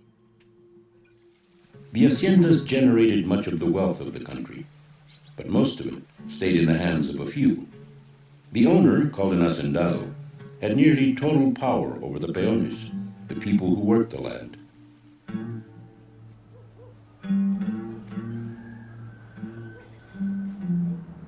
The southern state of Morelos was home to some of the richest haciendas in all of Mexico. Many of them were sugar plantations, long known for horrendous conditions. After centuries of abuse, Morelos was ripe for a rebellion. Un día en Cocoyoc, ahí en esa calle donde vivo, cuando a un español, niño, ¿qué hace? Como así con ese parar orgulloso, ¿qué hace, niño? El niño se agacha, usted lo ve, señor, porque ya sabía que la opresión era grande. Por eso, los que nos lanzamos a la revolución en defensa de la patria, no fue una valentía, un orgullo, una necesidad. Oppression makes a wise man mad. Que querían que trabajáramos a punta de cierdonazos por 25 centavos, de la amaneciendo hasta Mentezón. Andaban los alcapaces en las calles. Zacapataces, they call them foremans, right? But it's not technically foremans. Exodus 1, verse 11. So they set slave masters over them to afflict them with their burdens, and they built for Pharaoh supply cities, pythons, and Ramses. Let me read King James. Exodus 1:11. Therefore they did set over them taskmasters to afflict them with their burdens, and they built for Pharaoh treasure cities, Python and Ramses. That's what Zapatas means, this guy right here. Andaban los alcapaces en las Alcapataces, the taskmasters. calles, que no hubiera ninguno en su casa sentado ni acostado, menos, y lo veían, vamos para afuera, ni permiso pedían los alcapaces. A punta de chicotazo, vamos a cargarse la calle, a cortar calle, por 25 centavitos. Centavitos, no pesos, como ahora. ¿Y quién iba a aguantar eso? Dígame quién va a aguantar eso. Ecclesiastes chapter 7, verse 7. I have to read it, guys. For oppression makes a wise one mad, and a bribe destroys the heart. 25 centavos was nothing, guys. If you guys lived in over there, they terminated that. But there was a time where I remember where we had, pesos and then centavos, the lowest of the lowest. Not even 1 peso a day. He needed 100 centavos to make 1 peso. That's like negative. It literally, if you look at mathematics, it's literally like -1 or -100, man. It's just so sad, bro. Luego resultó esa la revolución. And that's exactly what happened. Let me go back to the Bible, man. You guys need to start reading, guys. We have all the answers in our book, not some Phoenician, our book. And we're taking it back. Thus saith the Lord. Psalms 38, verse 11, and it reads, My loved ones and my friends stand back from my plague, and my neighbors stand far away.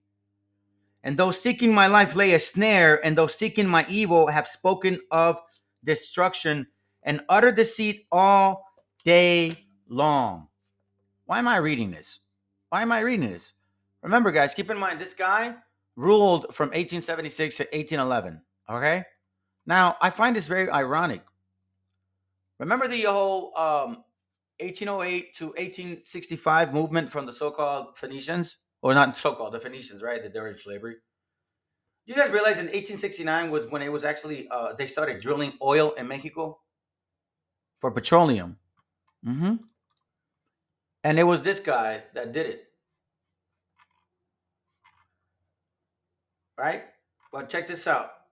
Between 1521 and 1821, ranchers were telling these people, hey man, we're running into tar and our animals are dying. Okay? In 1846, they were already looking to mine in Russia. This guy here, he opens up a lot of them all over the continent of Mexico, right? But I find it so funny. This colonial period of when reports ranchers having cattle lost. And then in 1821, right, between 1521 and 1821, then all of a sudden in 1823, James Monroe articulated the Monroe Doctrine, which was a very shady way of saying, hey, this law will protect us all so foreign invaders don't come in. But then that law also stipulated in the small print, if you owe them money and you bring issues to our continent, then we would have to overrule you. That's exactly what it actually did. Because in 1850 is when it was actually officially coined, I guess, in a sense, right? And then if you look at the Mexican secession, it was in when? In 1848. The war started in 1846 through 1848. You know, there were white and black people fighting us. So as you can see, the expansion has a purpose. The Mexican War began in what?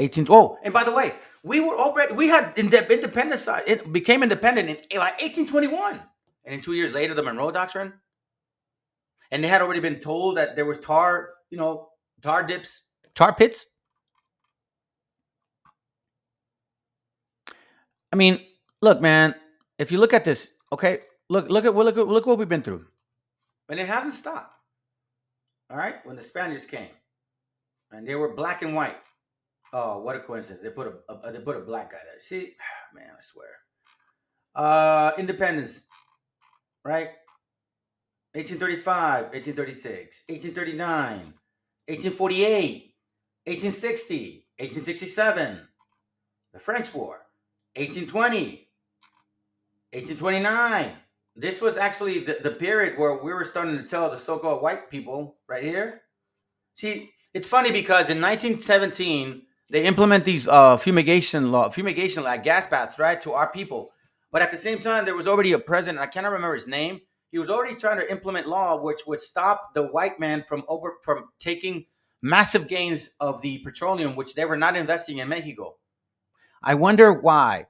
So they take it out on the people, right? Is that what y'all did? And guess who's in power at that time? Who's in power? Who has politicians? The black man and the white man. French colonization. You see this here? You Creoles, so-called Creoles, right? You people that are very proud of your Creolish, y'all are French. Means you're Phoenicians. So you can look as white as you want or look like we are people, but a lot of you guys are not our people. You're Phoenicians. This goes out to you, Chris. You know who I'm talking about. You're so proud of your what do you call it? Creole blood, right? Yeah, man. You're taking that person down with you. She may be our people. Andrew Jackson, removal of the Indians, 1830. And you guys were expanding. Black people are expanding from the East Coast all of a sudden. Oh, supposedly they're being enslaved. Really? What a coincidence. Why don't you keep them up north? First meeting. We saw that already. If you look at all the stuff that we've been through, right? And the secession and all of these things, like literally, I don't see the similarity. I really don't. If you look at gas baths from 1917 to 1964, the fumigation, all of those things were practiced up until 1963, 1964.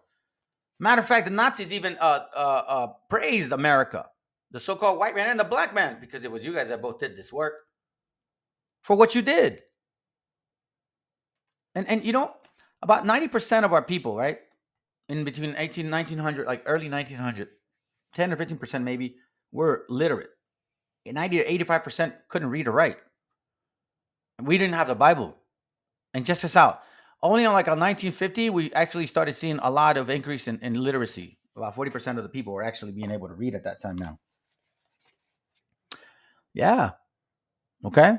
A lot of these things were going on. In 1929, 1936, you guys forget about this? Here in America, these guys have politicians in their table. Black people have politicians, but instead what? They decide to get us out of there. And then you see more black people coming into California. And then you got some black person over there saying that they're going to sue the white man because they took this land. They took his land, supposedly. Well, you know whose land that was, dummy? You guys, I'm sorry, man. You guys are a joke.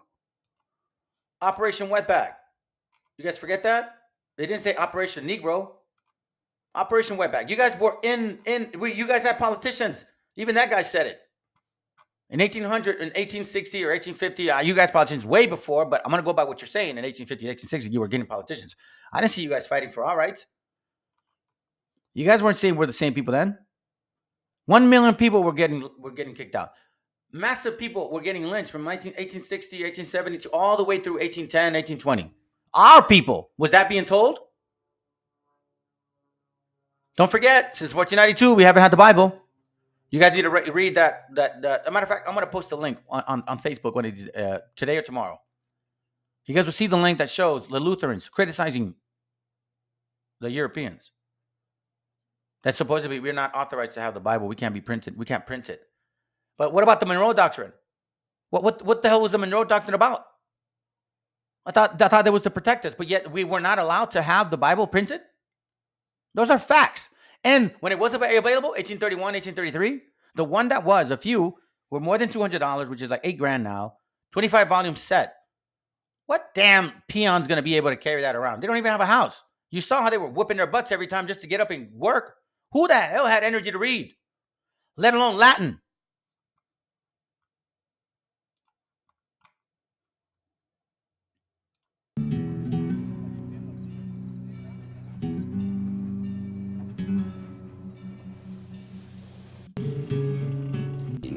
Being left behind. Pues van a producir muchos latinos, van a producir muchos hombres libres que no están dispuestos a ser peones de hacienda, y al momento que se viene la revolución, muchos de los que se integran a los grupos revolucionarios son esos que fueron despojados o los hijos de esos que fueron despojados.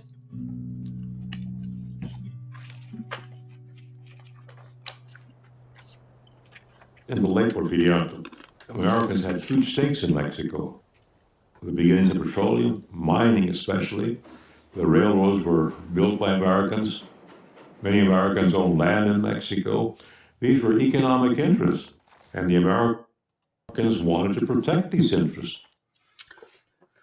Well, you know where I'm going. You know where I'm going. You know where I'm going. You that are studying the scriptures and really take it to their heart that this is our book. Deuteronomy. You know where I'm going. Deuteronomy chapter 28 and verse 30. Where are you at? Verse 33. A people whom you have not known, eat the fruit of your land and all your labors, and you shall be only oppressed and crushed all the days. You see that? Yahweh will bring you and the sovereign whom you set over you to a nation which neither you and your fathers have known. We didn't know these guys. Do we know them? Verse 38. You take much seed out of the field, but gather little in, for the locusts consume it.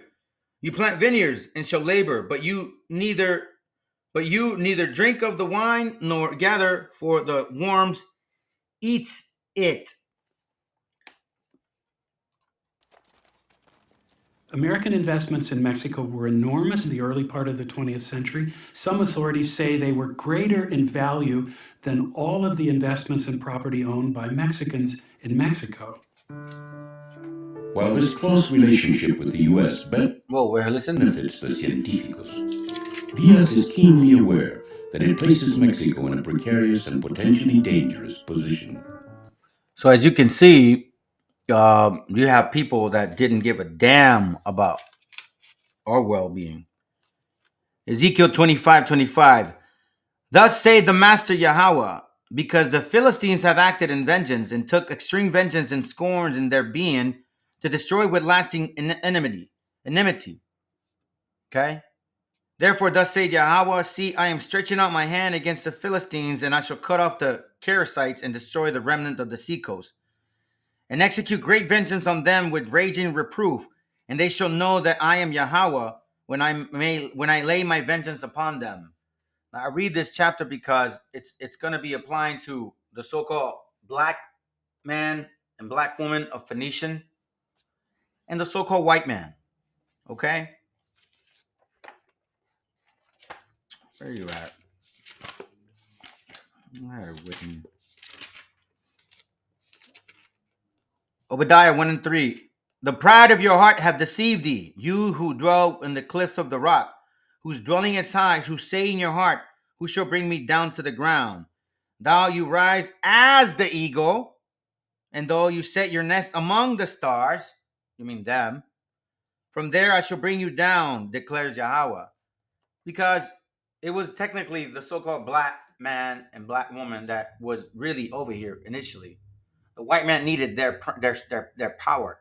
The white man couldn't have done it themselves. So this is a twofold situation that we're looking at, guys. And I'm not making this stuff up.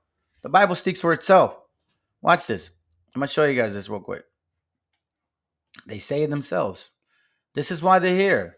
This is why they're here. And this is why now all of a sudden they care to know or care to say that we are the same people.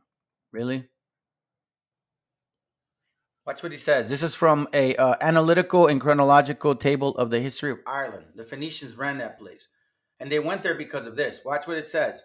At how early a period this remarkable people began to spread themselves over the globe. The inscription legible for many ages, and the two pillars near the front of Maggie. And it says, "We fly from the face of Joshua the robber, bore striking testimony." This is from Phoenician Ireland. Watch what he reads.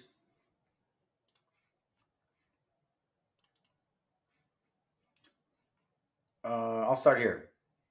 Let's see. But the name of the city with Militum itself would appear to have been given by its Phoenicians from Milit to escape or to liberate it, to escape or to be liberated, which accords with the history of the first tribe of the Canaanites who fled before the face of Joshua, the Israelite.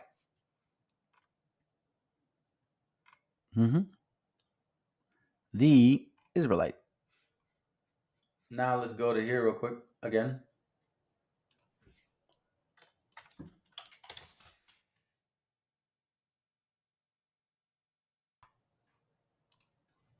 All right. Watch what it says in this page here. I think it's this page.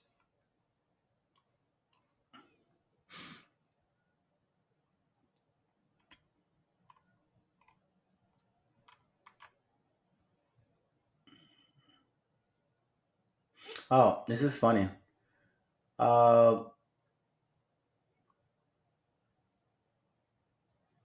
Well, look what it says here.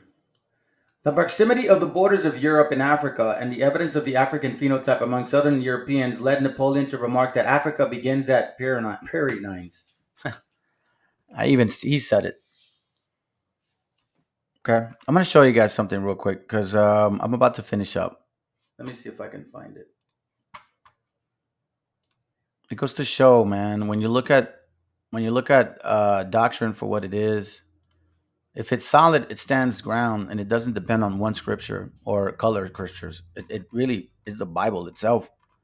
You cannot knock the Bible if it's a solid and true doctrine. Watch this, guys.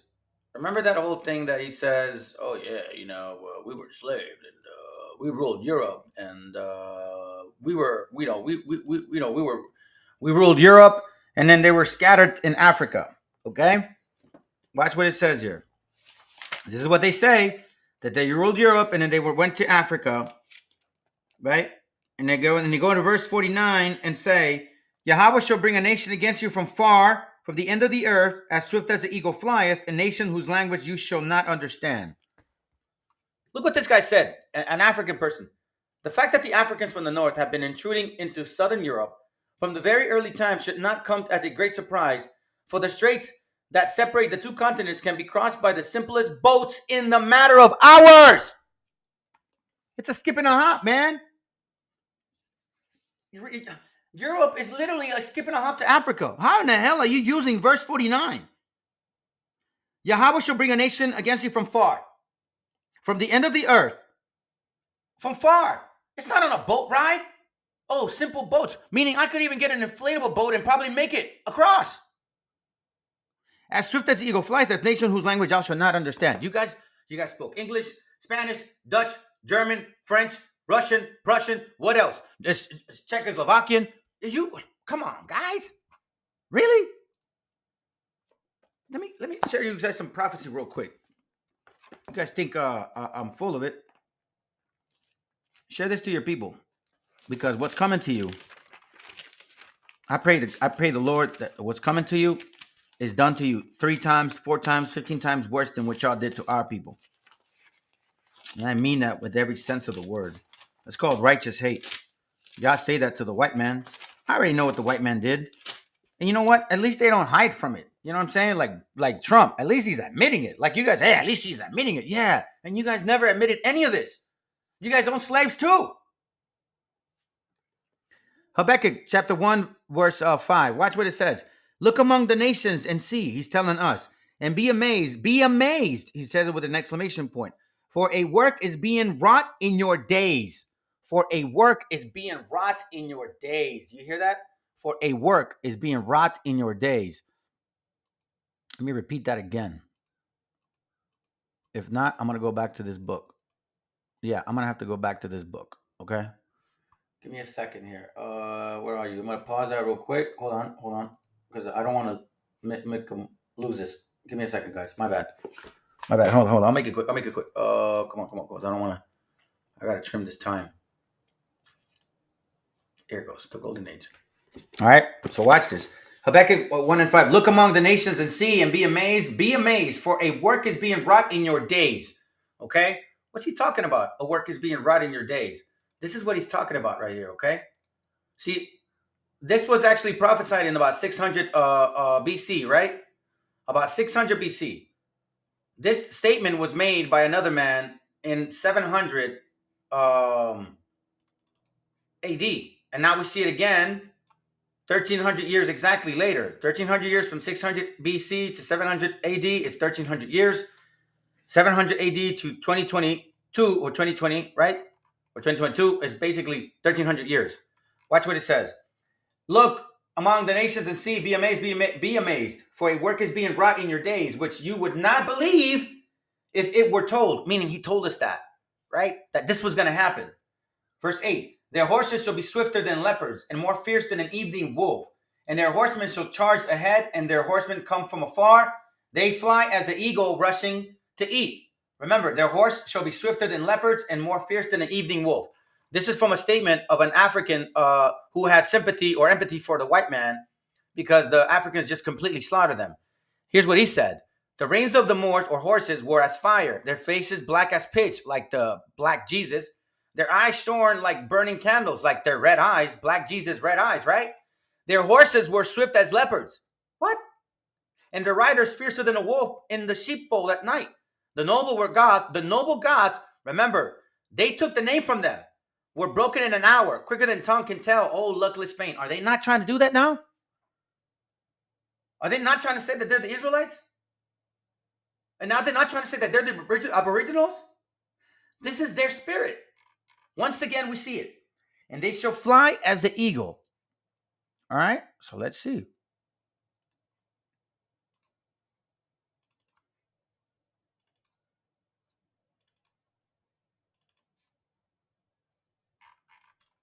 What is that?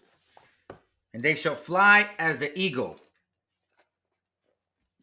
This guy felt bad for the white man because these guys just slaughtered them. I wonder what they did. Yahweh, verse 40, Deuteronomy 28:49. Yahweh shall bring a nation against you from far, from the end of the earth, as swift as the eagle flieth. Is this not the eagle? Is this not the eagle? Is that not the eagle? Is that not the eagle? Is this wicked ass man not the eagle? A nation whose language you shall not understand, a fierce nation which shall not show no regard for the elder, no show favor to the young. Did they not pass that law? Sequetus Pertum, whatever, in 1660, an African king? Did he not allow that law to rape our women and enslave our children? Even enslave their own children, for that matter. Did they not do that?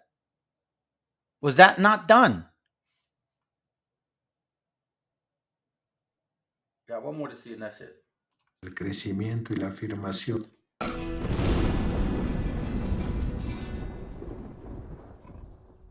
Si vemos al porfiriato desde el punto de vista del crecimiento y la afirmación de una economía mexicana, de una clase dirigente y una cultura, vamos a ver un espectáculo. Si lo vemos desde el punto de vista de la opresión de los indígenas y los campesinos mexicanos, los trabajadores urbanos, en que esto se basaba, vamos a ver otra visión. Si combinamos las dos visiones, lo que nos va a aparecer en el medio es una gran injusticia. Esto es el porfiriato.